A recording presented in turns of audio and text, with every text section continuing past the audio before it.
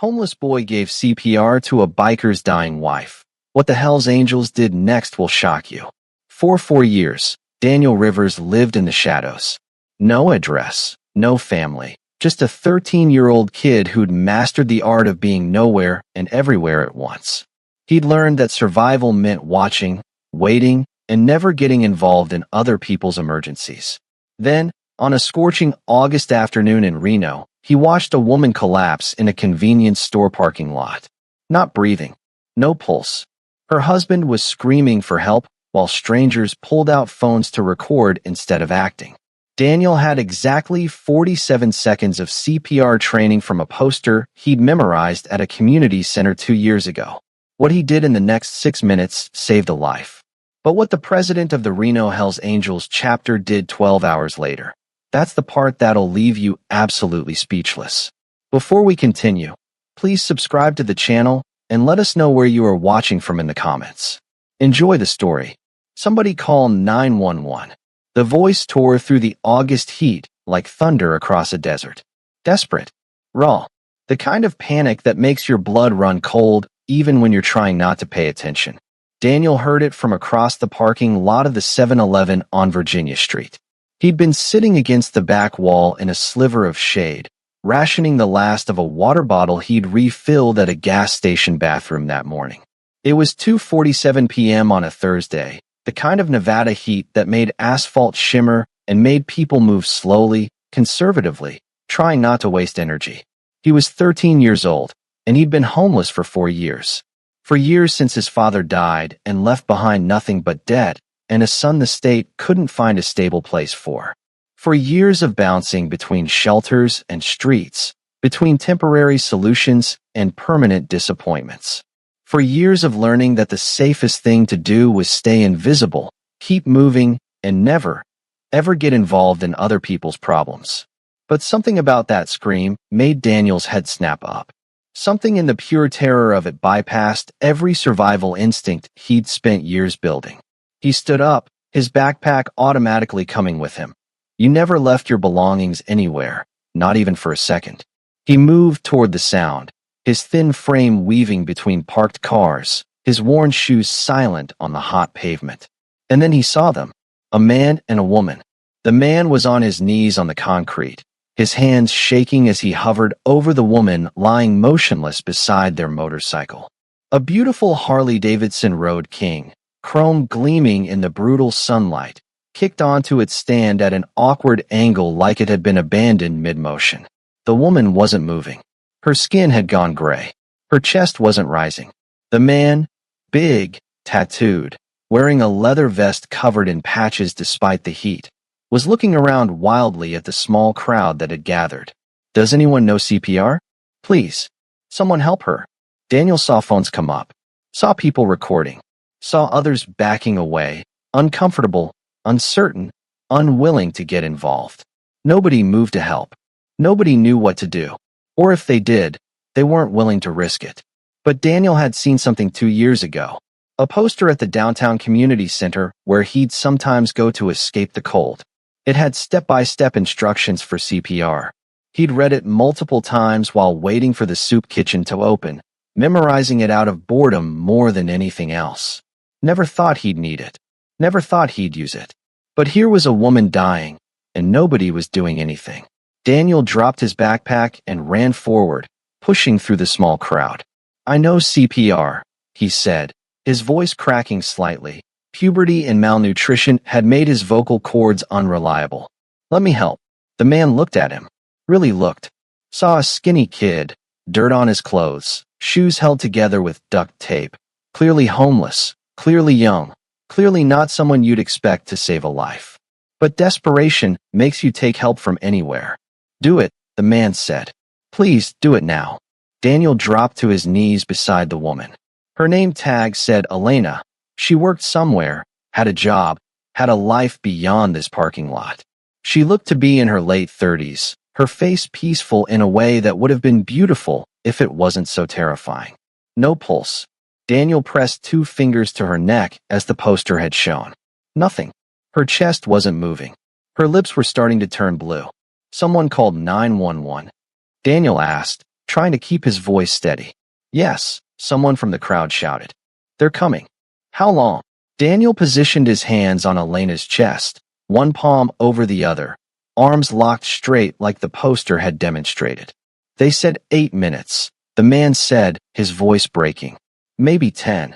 10 minutes. Elena didn't have 10 minutes. Daniel started compressions. Hard and fast, like the poster said. Staying alive, rhythm, that was the memory trick. 100 compressions per minute. Push down at least 2 inches. Let the chest recoil completely. If you've ever had to make a choice between doing nothing and risking everything to help a stranger, hit that subscribe button.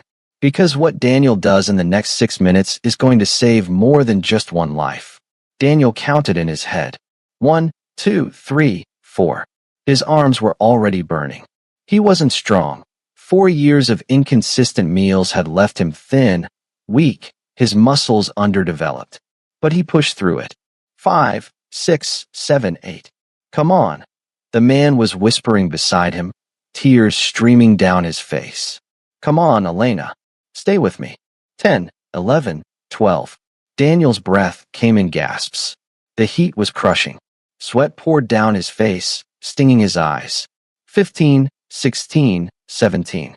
You need to do rescue breaths, someone from the crowd called out. 30 compressions, then 2 breaths. Daniel nodded, kept counting. 23, 24, 25. He'd read about rescue breaths on that poster, too. Tilt the head back, lift the chin, pinch the nose, seal your mouth over theirs, breathe twice. 30. Daniel tilted Elena's head back, pinched her nose, and gave 2 breaths. Watched her chest rise slightly. Then back to compressions. 1, 2, 3, 4. What's your name, kid? The man asked, his voice thick. Daniel. He managed between compressions. 12, 13, 14. I'm Jackson, the man said. Jackson Hammer Torres. That's my wife. Elena. We've been married 14 years. Please don't let her die. 26, 27, 28. I'm trying, Daniel said. 30. 2 more breaths. His arms felt like they were going to fall off. His shoulders screamed. His back ached from the angle. But he kept going. 1, 2, 3, 4. You don't stop CPR until help arrives or the person wakes up. That's what the poster said. You keep going until you physically can't anymore. Somewhere around the 3rd cycle of compressions, Daniel's vision started to blur. Dehydration, exhaustion, the heat, the stress, it all hit at once. But he didn't stop. 8, 9, 10, 11. You're doing great, Daniel, Jackson said. His voice steadier now, like watching this kid fight for his wife's life had given him something to hold on to. Just keep going. Paramedics are almost here. 16, 17, 18. Daniel could hear a siren now. Distant but getting closer. Just had to keep going. 24, 25, 26. And then Elena gasped. A horrible, rattling sound, but it was breath. Her chest rose on its own. Her eyes fluttered but didn't open. But she was breathing. She's breathing. Jackson shouted, his hands going to her face, touching her cheek, her forehead. Elena, baby, can you hear me? Daniel sat back on his heels, his arms shaking so badly he could barely control them. He was dizzy, nauseous, completely spent. But Elena was breathing. He'd done it. He'd actually done it. The ambulance screamed into the parking lot 20 seconds later. Paramedics jumped out, took over immediately, checking vitals, loading Elena onto a stretcher, moving with practiced efficiency. Jackson stood up to follow them, but he paused, turned back to Daniel. Come with us. Please. I need to know you're okay. His voice cracked. I need to thank you properly. Daniel shook his head, already backing away. I'm fine. Take care of your wife. Kid, Daniel, wait. But Daniel was already moving, grabbing his backpack, slipping back into the crowd, disappearing the way he'd learned to disappear 1,000 times before. Because that's what you did when you were homeless. You didn't stick around for questions. You didn't wait for police or authorities or anyone who might want to know why a 13-year-old was alone with no adults, no home, no explanation. You saved a life, and you vanished. That was survival. What Daniel didn't know, What he couldn't have known as he walked away from that parking lot on shaking legs was that Jackson Hammer Torres wasn't just any biker. He was the road captain of the Reno Hells Angels chapter, and he'd just watched a homeless kid save his wife's life while a dozen adults stood around doing nothing. That meant Daniel Rivers had just made himself visible to the most loyal brotherhood in Nevada. And once the Hells Angels see you, you don't get to be invisible anymore. Daniel spent that night in his usual spot, an alcove behind a closed-down pawn shop on 4th Street. It was safer than most places, hidden from the street, with a dumpster that provided some cover from wind and rain when the weather turned bad. He sat with his back against the brick wall, his backpack beside him, his arms still aching from the compressions. His hands wouldn't stop shaking, partly from exhaustion, partly from the adrenaline crash, partly from the realization that he'd held someone's life in his hands and somehow hadn't dropped it. Elena's face kept flashing in his mind. That gray color, the stillness, and then the gasp. That horrible, beautiful gasp meant she was still here. Daniel pulled his knees to his chest and tried to process what had happened. He'd broken his cardinal rule, never get involved. For 4 years, that rule had kept him safe, kept him moving, kept him from getting tangled up in situations that could make his life more complicated. But he couldn't regret it, not even for a second, because Elena was breathing. Because somewhere right now, Jackson was probably sitting in a hospital holding his wife's hand instead of planning her funeral. Daniel fell asleep against that wall, exhausted in ways that had nothing to do with the physical effort of CPR. He woke to the sound of motorcycles. Multiple motorcycles. The deep, rumbling thunder of Harley engines. Unmistakable even in sleep. Daniel's eyes snapped open. Dawn was breaking. The sky was that pale purple gray that comes before sunrise. And at the mouth of his alcove, blocking any escape route, were 5 motorcycles. Parked in a semicircle, engines idling, riders still mounted. Daniel scrambled to his feet, his heart hammering, every survival instinct screaming at him to run. But there was nowhere to go. They'd boxed him in. The center rider killed his engine and swung off his bike. It was Jackson. He looked exhausted, his eyes red-rimmed, his clothes the same as yesterday. But he was smiling and actually smiling. "Took me all night to find you," Jackson said, walking forward slowly, hands visible, non-threatening. "Asked every business owner, every street camera, every person who might have seen which way you went. You're good at disappearing, Daniel. Really good, but not good enough." Daniel pressed back against the wall, trying to make himself smaller. "I don't want any trouble." "Trouble?" Jackson stopped, tilted his head. "Kid, you saved my wife's life yesterday. You gave her CPR for 6 minutes straight in 105-degree heat when everyone else just watched. Elena's alive because of you. Why would I want to cause you trouble?" "I don't know," Daniel said honestly. "But people don't usually track down homeless kids at dawn unless something's wrong." Jackson's expression softened. He gestured to the other riders, and they all killed their engines. The sudden silence was almost louder than the rumble had been. "How old are you, Daniel?" Jackson asked gently. 13. "And how long have you been on the streets?" "For years." Jackson absorbed that, his jaw tightening. "Where's your family?" "Don't have one. Dad died when I was 9. Mom left before I can remember. The foster system couldn't place me anywhere that stuck. So I left. At 9 years old. At 9 years old. If this is breaking your heart, comment, Daniel deserves better. And subscribe if you believe kids shouldn't have to survive alone. Jackson was quiet for a long moment. Then he nodded, like he'd made a decision. "Elena woke up this morning. Doctors said if you'd started CPR even 30 seconds later, she wouldn't have made it. Brain damage from oxygen deprivation happens fast, but you started immediately. You saved her life and her mind." "I'm glad she's okay," Daniel said quietly. "She wants to meet you, to thank you herself." Jackson paused. "But more than that, I want to talk to you about something." "Not here, though. Have you eaten breakfast?" Daniel shook his head. He hadn't eaten since yesterday afternoon, a half sandwich someone had thrown away that was still mostly good. "Then come with us. We'll get food, we'll talk, and you can decide what you want to do next. No pressure, no obligations. Just a conversation between people who owe you everything and want to find a way to say thank you that actually means something. Daniel looked at the 5 bikers, all watching him with expressions that weren't threatening or predatory or any of the dangerous things he'd learned to watch for. They looked concerned, like they actually cared what happened to him next. Okay, Daniel said finally. But just breakfast. Just talking. Just breakfast, Jackson agreed. Just talking. The diner was called Betty's, a 24-hour place on the edge of downtown where truckers and night shift workers came for coffee and food that stuck to your ribs. The bikers led Daniel inside, all 6 of them now, a presence that made other customers look twice, but nobody commented. They took a large booth in the back. Daniel slid in first, then Jackson beside him, the others filling in across and at the ends. A waitress appeared with coffee for the adults and looked at Daniel questioningly. Chocolate milk, Daniel said quietly. And bring him the biggest breakfast you've got, Jackson added. Eggs, pancakes, bacon, hash browns, toast. Everything. The waitress nodded and disappeared. Daniel sat stiffly, uncomfortable with the attention, with being visible, with sitting in a restaurant like a normal person instead of eating scraps behind it.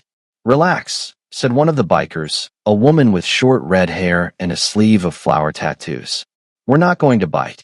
I'm Maggie. That's Cruz, Tank, Smokey, and you've met Hammer. Daniel nodded at each of them, trying to remember names, trying to figure out the hierarchy and the danger levels and all the calculations that kept him safe. You can stop doing that, Jackson said softly. Whatever survival math you're running in your head, you can stop. Nobody here is going to hurt you. Nobody here wants anything from you except to say thank you and maybe help if you'll let us. The food arrived faster than Daniel expected. 3 plates piled high with more food than he'd seen in one place in months. His hands actually shook as he picked up a fork.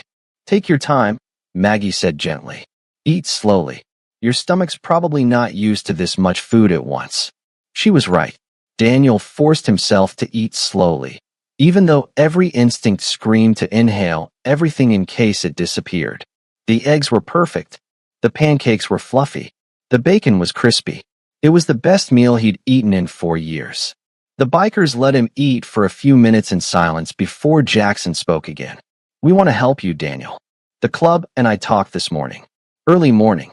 And we want to offer you something. Daniel looked up from his food, wary. Elena and I can't have kids, Jackson continued. Medical complications from an accident she had years ago. We'd always wanted a family, but it just wasn't possible for us biologically. We'd talked about fostering or adoption, but with the club, with our lifestyle, the system wasn't interested. He paused, took a sip of coffee. But then yesterday, a 13-year-old kid saved my wife's life. A kid with no home, no family, no support system. And I talked to Elena this morning at the hospital, and we both agreed. If you're willing, we'd like you to come home with us. Daniel froze, his fork halfway to his mouth. What? Not as a charity case, Jackson said quickly. As family. We'd start the process to become your legal guardians, get you enrolled in school, give you a room, a home, and stability. Everything a kid should have had from the start. Daniel set his fork down slowly. Why would you do that? Because you saved Elena, Jackson said simply. And because I know what it's like to be a kid with nowhere to go. I was in the system too. Aged out at 18, with nothing and nobody. The club saved me then. Gave me purpose, family, a reason to keep going. Now I want to pay that forward. I don't understand, Daniel said, his voice barely above a whisper. People don't just adopt homeless teenagers, especially ones they just met. Maggie leaned forward. The Hells Angels isn't just a motorcycle club, Daniel. It's a brotherhood, a family. We take care of our own, and anyone who saves one of ours becomes one of ours. That's how it works. You showed up when nobody else would, Cruz added. That means something. That means everything. Daniel looked around the table at these 5 people, strangers yesterday, offering him a life today. Part of him wanted to say yes immediately, to grab onto this lifeline with both hands and never let go. But another part, the part that had been broken and disappointed too many times, whispered that it couldn't be this easy. Nothing in his life had ever been this easy. What if I mess it up? Daniel asked quietly. What if I'm too difficult or too damaged or too? Then we figure it out together. Jackson interrupted. That's what families do. They don't give up when things get hard. They work through it. If you believe every kid deserves a family that chooses them, comment family below and share this story with someone who needs to remember that hope is real. Daniel felt something crack inside his chest. Something that had been frozen solid for 4 years, protected by walls he'd built brick by brick to keep hope from hurting him again. Because hope was dangerous. Hope made you vulnerable. Hope set you up for disappointment. But these people were offering him something he'd stopped believing existed. A chance. A real chance at something better than survival. Okay, Daniel whispered. Okay, I'll try. Jackson's face broke into a genuine smile, and around the table, the other bikers nodded approval. Maggie reached across and squeezed Daniel's hand briefly, a gesture of welcome and acceptance. Then it's settled, Jackson said. After breakfast, we'll go to the hospital so you can meet Elena properly. Then we'll take you home, get you set up in your room, and start figuring out all the legal stuff. Sound good? Daniel nodded, not trusting his voice. He picked up his fork again and took another bite of the pancakes, but this time they tasted different. Better, because they weren't just food anymore. They were the first meal of a new life. The hospital room was quiet when Jackson led Daniel inside. Elena was sitting up in bed, still connected to monitors, still wearing a hospital gown, but she was awake and alert and alive. Her face lit up when she saw them. There he is, she said, her voice slightly hoarse but strong. Come here, sweetheart. Let me look at you. Daniel approached cautiously, still uncertain, still waiting for the moment this all fell apart. But Elena just smiled at him with such genuine warmth that his defenses started to crack even further. I'm told I have you to thank for still being here, Elena said, reaching out to take his hand. The doctor said another 30 seconds and I would have been gone. But you didn't hesitate. You just helped. I couldn't just watch, Daniel said quietly. Most people did, Elena pointed out. Most people pulled out their phones and recorded instead of acting. But you saw someone in trouble, and you helped even though you had no obligation to. That says everything about who you are, Daniel. She squeezed his hand gently. Jackson told me what he offered you this morning. I want you to know it wasn't a split-second decision. We've been talking about expanding our family for years. We just never found the right person.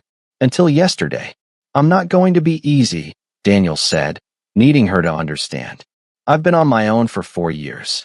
I don't know how to be part of a family anymore. I might screw everything up. Then we'll fix it together, Elena said firmly.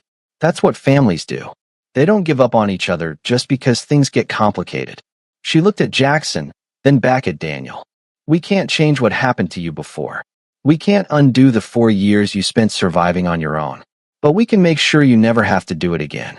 We can give you stability, love, support, and a place where you always belong. If you'll let us. Daniel felt tears building behind his eyes and tried to blink them back. He'd spent 4 years not crying, not showing weakness, not letting anyone see him break. But Elena saw anyway. It's okay to cry, honey, she said softly. It's okay to feel things. You're safe now. And that did it. That one word, safe, broke whatever was left of Daniel's walls.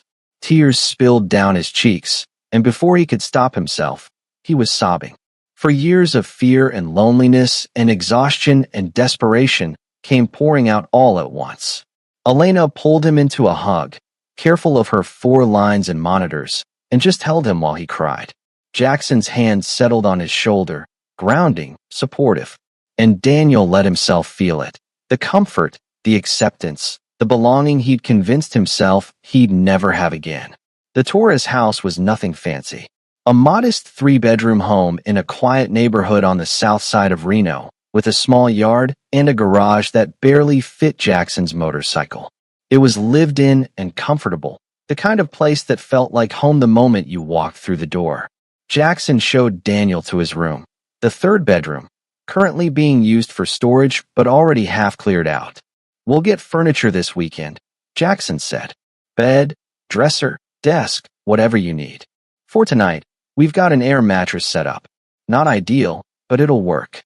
Daniel looked around the space, his space, and tried to process that this was real.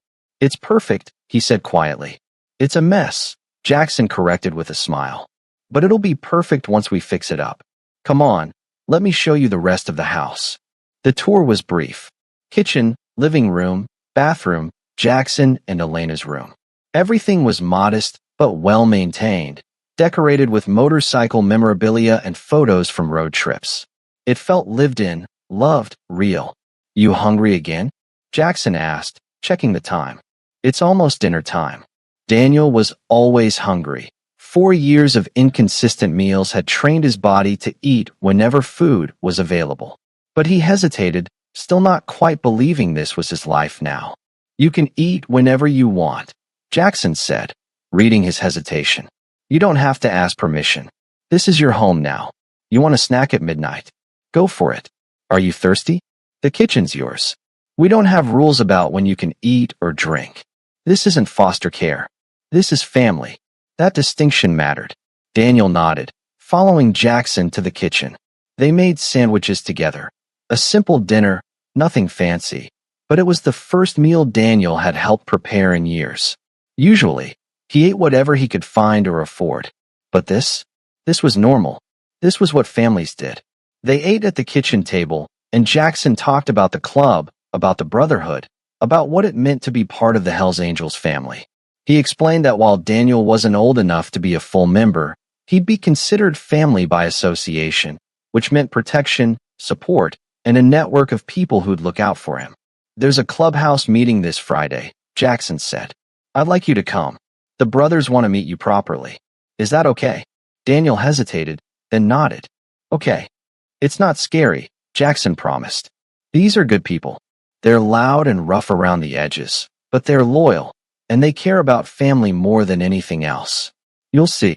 That night, Daniel lay on the air mattress in his new room, staring at the ceiling, and tried to process everything that had happened in the last 36 hours. He'd saved a life. He'd been found. He'd been offered a family. He'd accepted. It felt surreal. Like a dream, he'd wake up at any second. But the room around him stayed solid. The air mattress stayed beneath him. The house stayed quiet and safe. For the first time in 4 years, Daniel fell asleep knowing he'd wake up in the same place. Not in an alcove or behind a dumpster or in a different shelter. But here, home. Friday came faster than Daniel expected. The week had been a blur of paperwork, guardianship forms, school enrollment documents, and medical appointments to make sure he was healthy despite 4 years on the streets. Elena came home from the hospital on Wednesday, still recovering but insistent on being there for everything, on making sure Daniel felt welcome and included. They'd spent Thursday shopping. Real shopping, with a budget and a purpose. Clothes that fit, shoes without holes, toiletries, and school supplies for when classes start in 2 weeks. Daniel had stood in Target feeling completely overwhelmed by choice, by the sheer abundance of everything, by the fact that Jackson and Elena kept telling him to pick what he liked, not what was cheapest. By Friday evening, when it was time to go to the clubhouse meeting, Daniel had a closet full of clothes, a room that was starting to look like his, and a nervous flutter in his stomach about meeting the rest of the club. You okay? Jackson asked as they pulled into the parking lot. The clubhouse was a large warehouse-style building on the outskirts of town, with dozens of motorcycles already parked outside. Nervous, Daniel admitted. That's normal, Jackson said. But remember, these people already know what you did. They already respect you. You just have to show up and be yourself. Inside, the clubhouse was exactly what Daniel expected and nothing like it at the same time. Yes, there were tough-looking bikers everywhere, leather and tattoos and attitude. But there were also families, women, kids, laughter, music playing from a jukebox in the corner. It felt more like a community center than anything threatening. When Jackson walked in with Daniel, the conversation stopped. All eyes turned toward them. Daniel froze, every instinct screaming to run, but Jackson's hand on his shoulder kept him grounded. A man stepped forward, tall, muscular, with gray streaking through his beard and a presence that commanded attention. He wore a vest that identified him as the chapter president. This him? The president asked Jackson. This is Daniel, Jackson confirmed. Daniel, This is Axel, our chapter president. Axel approached, and Daniel had to tilt his head back to meet his eyes. For a moment, nobody spoke. Then Axel extended his hand. You saved Hammer's wife, Axel said, his voice deep and gravelly. That makes you a hero in my book. Welcome to the family, kid. Daniel shook his hand, and then it was like a dam broke. One by one, the club members approached. Each one introduced themselves. Each one shook his hand or clapped his shoulder or nodded their respect. Men, women, younger members, older veterans. All of them welcoming him without reservation. If you're getting chills, hit that like button. If you believe communities like this are what the world needs more of, comment brotherhood below. Maggie appeared with a younger woman beside her. Daniel, this is Rachel. She works with at-risk youth in Reno. We've been talking about starting a program. Rachel smiled warmly. It's nice to meet you, Daniel. Jackson's been telling me about you. I run a nonprofit that helps kids who've experienced homelessness. I'd love to talk to you sometime about your experience, if you're comfortable. Not now, she added quickly. Whenever you're ready. We're trying to improve services in the area, and a first-hand perspective is invaluable. Daniel nodded, not sure what to say. A week ago, he was invisible. Now people wanted his perspective, his story, his insight. It was disorienting. Axel called the meeting to order, and everyone settled into chairs or couches or just stood around the perimeter. Daniel sat beside Jackson, watching, listening, trying to understand the dynamics. The meeting covered club business, upcoming rides, charity events, and maintenance schedules for shared equipment. But then Axel shifted gears. Last item, he said. As you all know, Hammer's wife Elena is alive because of Daniel here. A 13-year-old kid with no training beyond what he memorized from a poster gave her CPR for 6 minutes and brought her back. He did what none of the adults standing around did. He acted. Murmurs of agreement rippled through the room. That kind of courage, that kind of character, doesn't come from nowhere, Axel continued. It comes from someone who's had to be strong because nobody else was strong for them. Daniel spent 4 years on our streets, surviving on his own, and we never even noticed he was there. That's on us. The room went quiet, sobering. So here's what I'm proposing, Axel said. We start a program. An official one. For kids like Daniel who fall through the cracks. We create a network within our brotherhood to provide homes, support, and resources. We call it the Rivers Initiative, after the kid who started it by reminding us what it means to show up when others won't. The response was unanimous. Every hand went up. Every voice said yes. Daniel felt his throat tighten.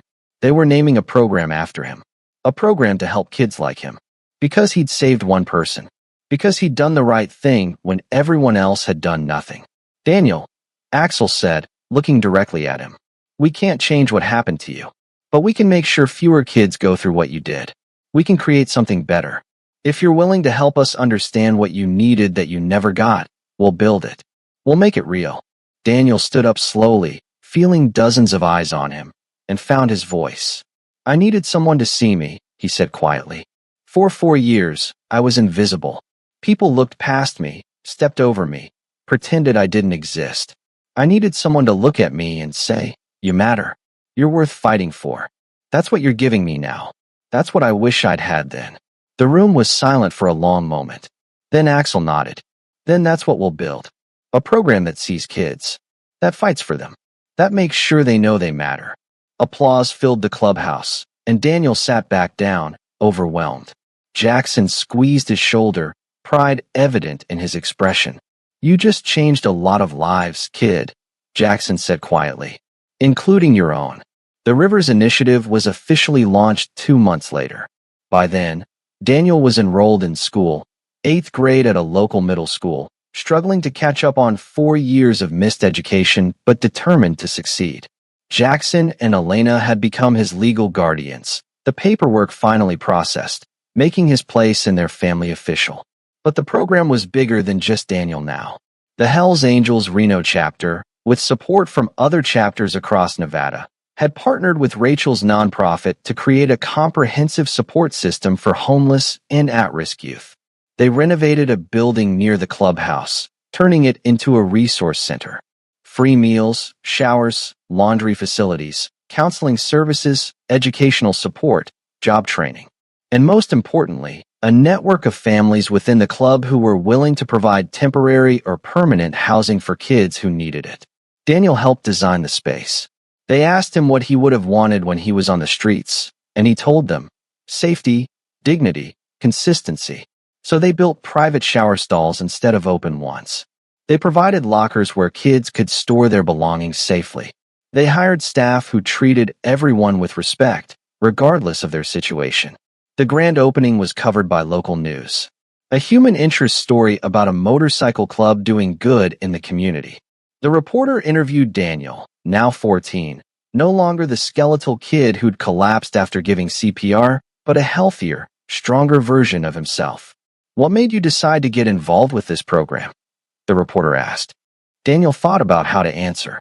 I was invisible for 4 years, he said. This program makes sure kids aren't invisible anymore. It sees them, helps them, and shows them they matter. That's what I needed. That's what every kid like me needs. The clip went viral. 3 million views in a week. Donations poured in from across the country. People who'd never thought twice about motorcycle clubs were suddenly calling, emailing, asking how they could help, asking how to start similar programs in their cities. Axel called another meeting a month after the center opened. The clubhouse was packed, not just with members, but with community leaders, social workers, educators, and families who'd been helped by the program. We've served 47 kids in the first month, Axel announced. 47 kids who came through our doors needing help. 23 are now in temporary housing with club families. 12 have been reunited with relatives who can now provide stable homes. 8 are in our transition apartments while they finish school. And 4, he paused for emphasis, have been adopted permanently by families in this room. The applause was deafening. But here's the thing. Axel continued when the noise died down. Other chapters are calling. Oakland, Sacramento, Phoenix, Portland. They want to know how to replicate what we've done. They want to start their own Rivers Initiative programs. And I think we should help them. Daniel sat in the back, still uncomfortable being the center of attention, but Elena squeezed his hand. This is because of you, she whispered. Don't ever forget that. A year after Daniel saved Elena's life, the Rivers Initiative had expanded to 8 Hells Angels chapters across the western United States. 274 children had been served. 93 had found permanent homes. The others had received the support they needed to stabilize their lives, continue their education, or reconnect with family. Daniel was 14 now, a freshman in high school, finally caught up academically after intensive tutoring. He'd gained 30 pounds, all of it healthy weight. His face had filled out, his frame had strengthened, and he no longer looked like a kid who'd spent years fighting to survive. But more than his physical transformation, Daniel had found purpose.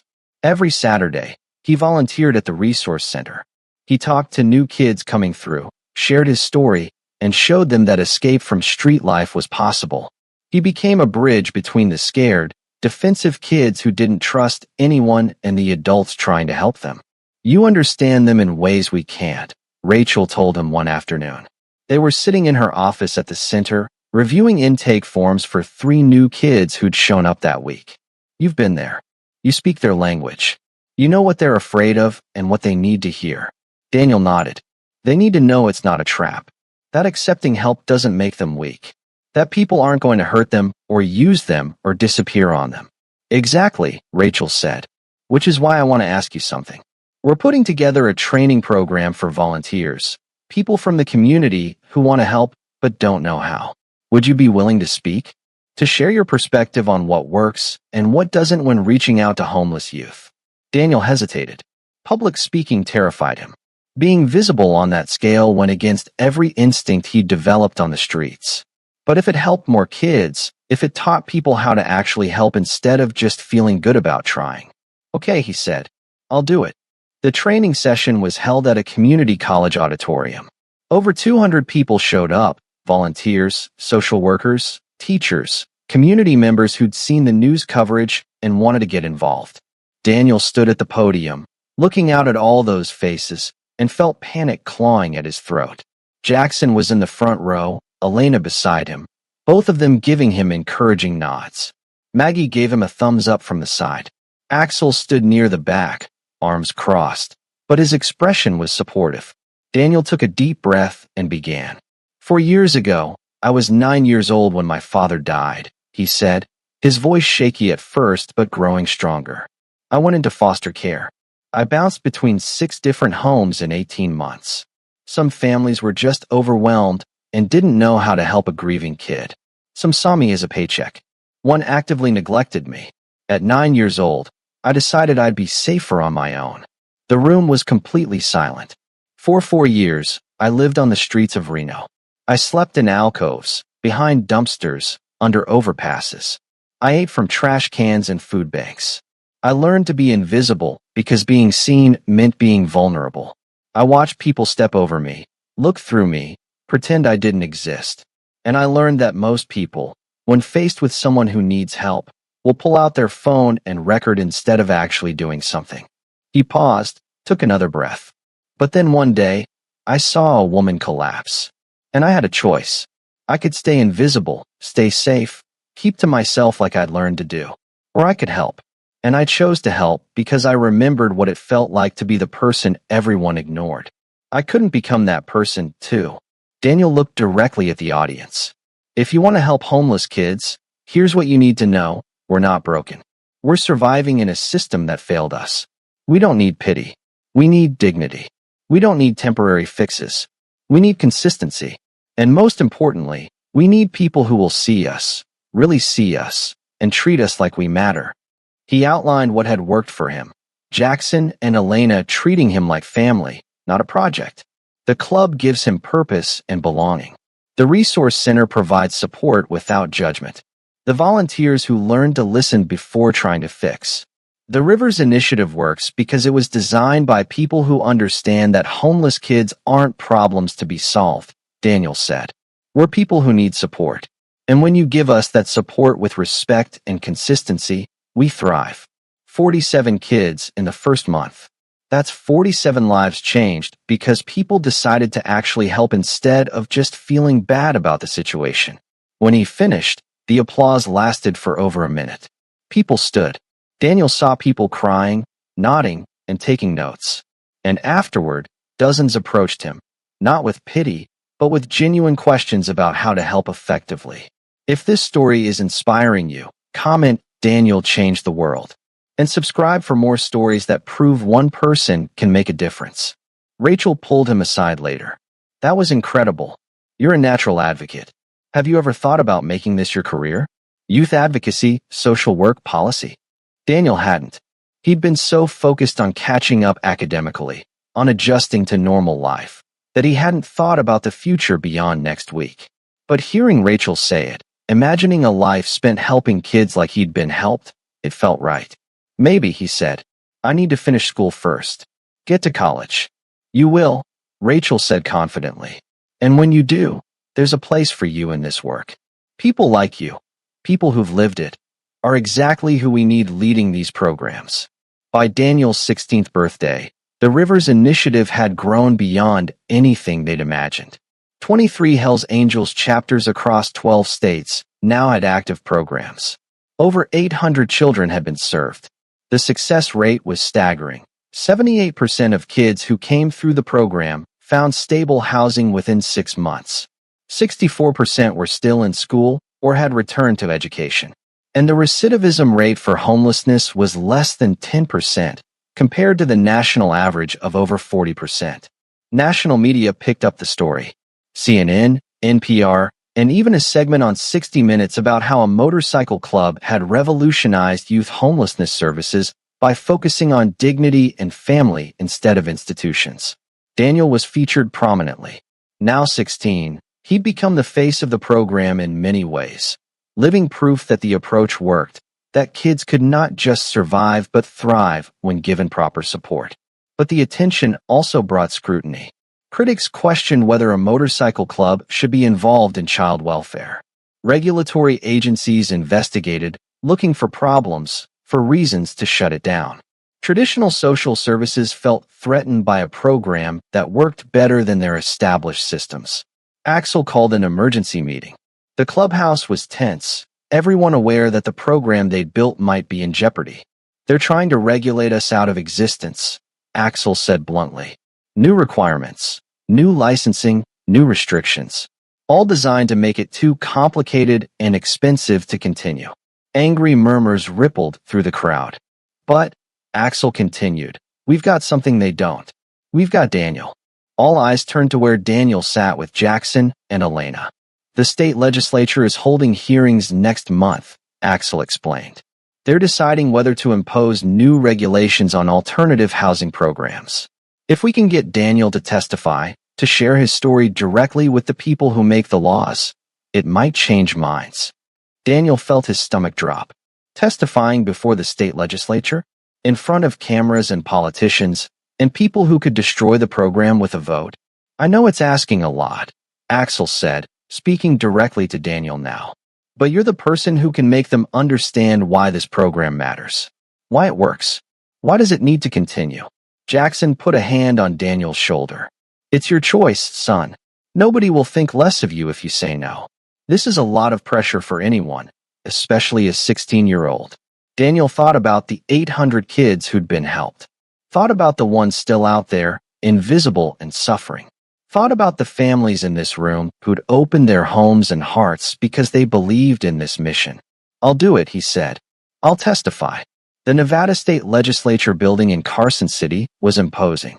High ceilings, marble floors, the weight of government and bureaucracy pressing down from every angle. Daniel sat in the witness chair wearing the nicest clothes he owned. Dress pants and a button-down shirt Elena had helped him pick out. His hands shook slightly as he adjusted the microphone. The hearing room was packed with legislators, media, advocates on both sides, and members of the Hells Angels who'd driven up to support him. The committee chair, a stern woman in her 60s, looked at Daniel over her reading glasses. Please state your name for the record. Daniel Rivers, he said, his voice steadier than he felt. And you're here to speak about Assembly Bill 847, which would impose new regulations on alternative housing programs for minors. Yes, ma'am. Proceed. Daniel took a breath and began. He told his story, all of it. The 4 years on the streets, the day he saved Elena, and how the Hells Angels had taken him in and changed his life. He explained how the Rivers Initiative worked, why it succeeded where traditional systems failed. The program works because it treats us like people, not case files, Daniel said. Traditional foster care moved me 6 times in 18 months. I never felt safe enough to heal, never stayed anywhere long enough to build relationships. But the Torres family didn't see me as temporary. They saw me as their son, and that made all the difference. One legislator, a younger man who'd been taking notes, spoke up. But there are legitimate concerns about oversight. How do we ensure children are safe in these alternative placements? The same way you ensure safety anywhere, Daniel responded. Background checks, home visits, regular check-ins. The Rivers Initiative already does all of that. But we also do something traditional systems don't. We provide real community support. When I moved in with the Torres family, I didn't just get one family. I got an entire community of people invested in my success. If I struggled, there were dozens of people ready to help. That kind of support network doesn't exist in foster care. Another legislator asked, what would happen to kids like you if this program didn't exist? Daniel met her eyes directly. Some would go back to the streets because they'd rather risk homelessness than another bad foster placement. Some would age out of the system at 18 with no support and no skills. And some wouldn't make it at all. The suicide rate for homeless youth is 40 times higher than the general population. The Rivers Initiative has saved 800 lives. Not just housed them, saved them. How many lives are worth preserving in this program? The room was silent. The committee chair cleared her throat. Thank you for your testimony, Mr. Rivers. We'll consider your perspective. Daniel stepped down, his legs shaky, and returned to his seat between Jackson and Elena. He'd done all he could. Now it was up to them. 3 weeks later, Assembly Bill 847 was amended. Instead of imposing restrictive regulations, It created a new category for community-based alternative housing programs. It provided funding, oversight, and support while preserving the flexibility that made programs like the Rivers Initiative effective. The Hells Angels model became the blueprint for similar programs nationwide. Within 2 years, variations of the Rivers Initiative operated in 35 states. Thousands of kids found homes, stability, and hope.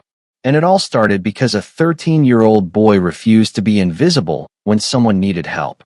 Daniel graduated from high school at 17, a year late, but given where he'd started, it was a miracle he graduated at all. He'd been accepted to the University of Nevada, Reno with a full scholarship, planning to major in social work.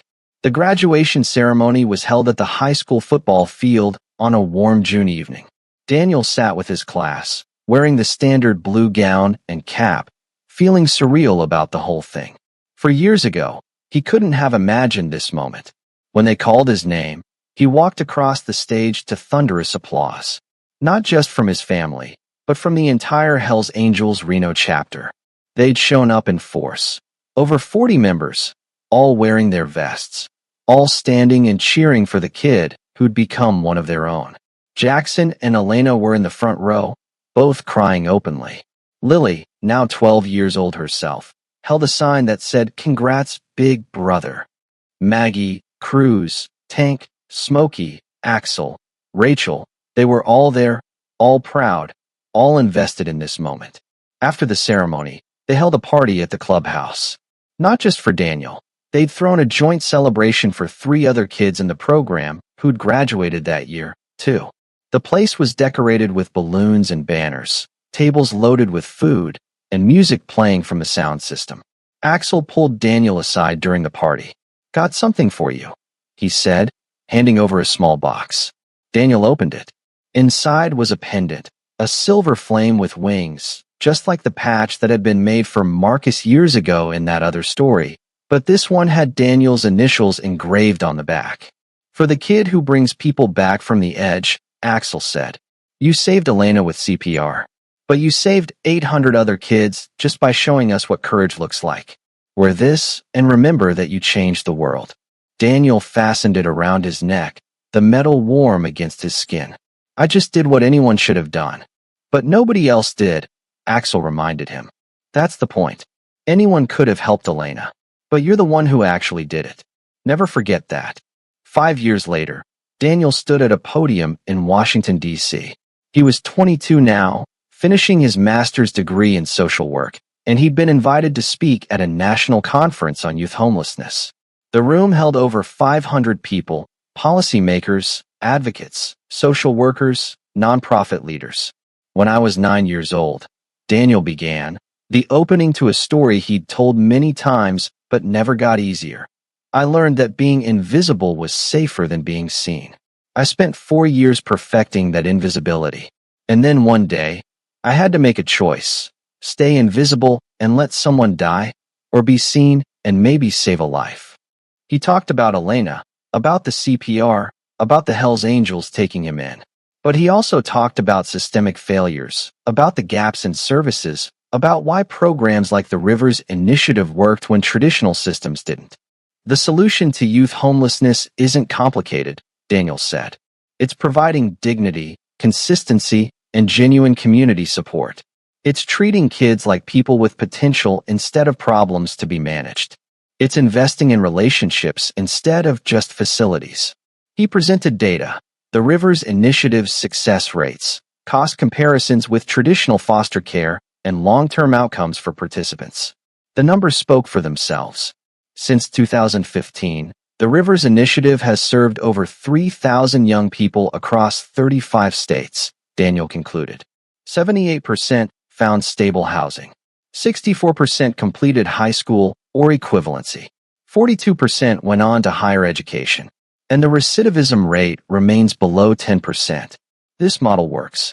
It works because it was designed by people who understand that homeless kids don't need saving. We need support. The standing ovation lasted 3 minutes. After his talk, Daniel was swarmed by people wanting to learn more, to implement similar programs, to hear his perspective on their local challenges. Rachel, who'd flown out for the conference, found him during a break. She'd become the national director of the Rivers Initiative, overseeing expansion and maintaining quality across all chapters. They want you to testify before Congress next month, she said. There's a bill to fund community-based alternative housing nationally. Your testimony could make the difference. Daniel nodded. I'll do it. You always do, Rachel said with a smile. You know, when I first met you, you were a scared kid who just wanted to disappear. Now look at you, changing national policy, inspiring programs in dozens of states. Jackson and Elena must be so proud. They are, Daniel said softly. But I wouldn't be here without them. Without the club. Without everyone who chose to see me when I was invisible. The congressional testimony happened on a Tuesday in October. Daniel sat before the House Committee on Education and Labor, flanked by Rachel on one side and Axel on the other. Jackson and Elena sat in the audience, along with several other kids who'd come through the program over the years. This testimony was different from the state legislature. The stakes were higher, the audience broader, the implications national. If this bill were to pass, it would provide federal funding for community-based alternative housing programs across the country. It would legitimize and expand the model the Hells Angels had pioneered. Daniel told his story again. But this time, he also brought others. 5 young people who'd come through the Rivers Initiative spoke about their experiences, how the program had saved them, supported them, helped them build lives they'd thought were impossible. A 19-year-old named Maya talked about how she'd been homeless for 2 years before the program connected her with a host family. She was now in community college, studying nursing, with dreams of helping other marginalized communities. A 21-year-old named Jordan described being kicked out at 16 for being gay. The Rivers Initiative had given him not just housing but acceptance. He was now a youth advocate, working to create LGBTQ-friendly services in the program. Each story built on the last, creating an undeniable case for why this approach worked, why it mattered, and why it deserved federal support. When Daniel gave his closing statement, he spoke directly to the committee members. I understand that funding community-based programs instead of traditional systems is unconventional. I understand it challenges established structures. But I'm asking you to look at the results, not the method. 3,000 kids served. 78% success rate. Lives saved, futures built. That's what matters. He paused, then added, 9 years ago, I was a homeless kid giving CPR in a parking lot because nobody else would. Today, I'm testifying before Congress because that one act of choosing to help instead of looking away changed everything. Imagine what we could accomplish if we made that choice systemically. If we built programs that actually worked instead of just checking boxes. That's what this bill represents. That's what I'm asking you to support. The bill passed 3 months later with bipartisan support. The Rivers Initiative received federal recognition and funding to expand nationwide. Within 5 years, similar programs operated in all 50 states, serving tens of thousands of youth annually.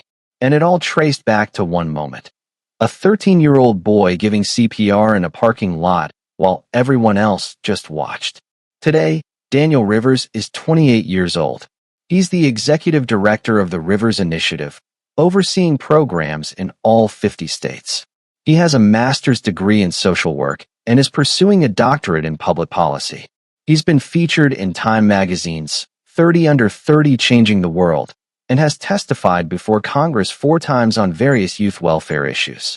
But more importantly, he's still Daniel. He still volunteers at the original Reno Resource Center every other Saturday. He still mentors kids coming through the program. He still remembers what it felt like to be invisible, and he makes damn sure nobody in his orbit ever feels that way again.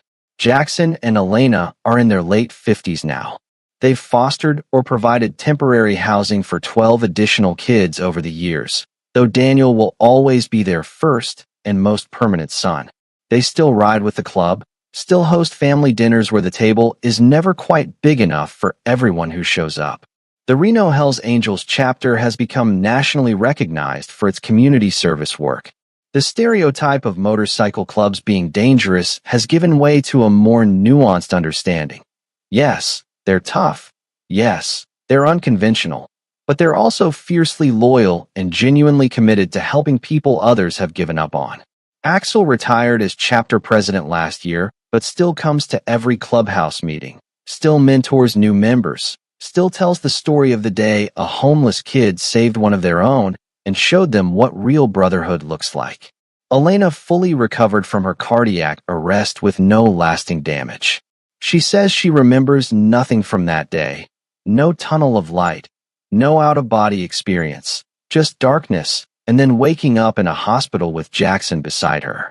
But she remembers every detail of what came after, taking in Daniel, watching him heal, seeing him grow into the man he was always meant to become. And the program? The Rivers Initiative has now served over 15,000 young people. The success rate has remained consistently above 75%. Dozens of kids who came through the program are now running their own chapters, paying forward the help they received. Last month, Daniel received an award from the National Association of Social Workers for his contributions to youth welfare reform. He accepted it wearing a suit and tie, but underneath, where nobody could see, he wore the pendant Axel had given him at his high school graduation. The silver flame with wings, reminding him where he came from and why he does this work. During his acceptance speech, Daniel told the story one more time. About being homeless, about the CPR, about the Hells Angels, about finding family in the most unexpected place. People ask me all the time why I do this work, Daniel said. Why do I dedicate my life to helping homeless youth when I could have moved on, could have left that part of my life behind? And the answer is simple. Because someone chose to see me when I was invisible. Someone chose to help me when I needed it most. And that choice changed everything. He looked out at the audience, hundreds of social workers, advocates, and policymakers who dedicated their lives to this work. That's what we do in this field. We see people others ignore. We help people others have given up on. We choose hope when cynicism would be easier. And sometimes, just sometimes, that choice changes the world. The standing ovation lasted 5 minutes. But here's the part that will absolutely destroy you in the best possible way. Last summer, Daniel was walking through downtown Reno when he saw a kid, maybe 13, skinny, dirty clothes, a backpack that clearly held everything he owned, sitting against a building, trying to be invisible. Daniel stopped, recognized himself in that kid, recognized the posture of someone trying not to be seen. The careful way he watched everyone without making eye contact, the tension of constant vigilance. Daniel sat down beside him, not too close, non-threatening. You hungry? The kid glanced at him warily. Why? Because I used to sit in spots like this, Daniel said honestly. And I was always hungry. There's a good sandwich shop 2 blocks over. My treat if you want. You a cop? No. Just someone who gets it. The kid studied him for a long moment. Then nodded. Okay. They walked to the sandwich shop. Daniel ordered 2 sandwiches, chips, and drinks, and they sat at an outdoor table. The kid ate like he hadn't had a decent meal in days, which he probably hadn't. How long have you been on the streets? Daniel asked. 1.5 years, the kid said between bites. Maybe 2 years. Hard to keep track. I was out here for 4 years, Daniel said. Starting when I was 9. The kid looked up, surprised. For real? For real. Daniel pulled out his phone, showed him a photo. It was from 9 years ago, Daniel at 13, the day after he'd given Elena CPR, sitting in the hospital looking skeletal and exhausted. Then he swiped to another photo, taken last month. Daniel at a conference, healthy, confident, successful. This is me then and now, Daniel explained. I got help, real help, from people who actually cared. And now I run a program that helps kids like you find stability. He handed the kid a card. This is the Rivers Initiative Resource Center. It's 2 miles from here. Free meals, showers, laundry, and counseling. And if you want, we can help you find housing. No strings, no pressure, just support. The kid took the card, read it carefully. Why are you telling me this? Because 9 years ago, someone chose to help me when I needed it, Daniel said simply. And that choice saved my life. Now I pay it forward. Every kid I can help is one more life changed, one more future that doesn't end on the streets. The kid nodded slowly. Maybe I'll check it out. Please do, Daniel said. And hey, he waited until the kid met his eyes. You're not invisible. You matter. Whatever you're going through, whatever brought you here, you deserve better than surviving day to day. You deserve to actually live. 3 weeks later, Daniel was at the resource center when that same kid walked in. Nervous, hesitant, but there. Within a month, he was placed with a host family. Within 6 months, he was back in school, healthy, healing. His name was Tyler. He was 14, and he became the 15,000th first life changed by the Rivers Initiative. If this story proved that one act of courage can create ripples that change thousands of lives, share this video. If you believe every kid deserves someone willing to fight for them, subscribe and turn on notifications. Comment, every child deserves to be seen. If this story changed how you see the world. And remember, the next time you see someone who's invisible and forgotten, the next time you have a choice between walking past and stopping to help, think of Daniel. Think of a 13-year-old boy who gave CPR in a parking lot when everyone else just watched. Because that's what heroes do. They show up. They help. They refuse to let people stay invisible. And they change the world one brave choice at a time.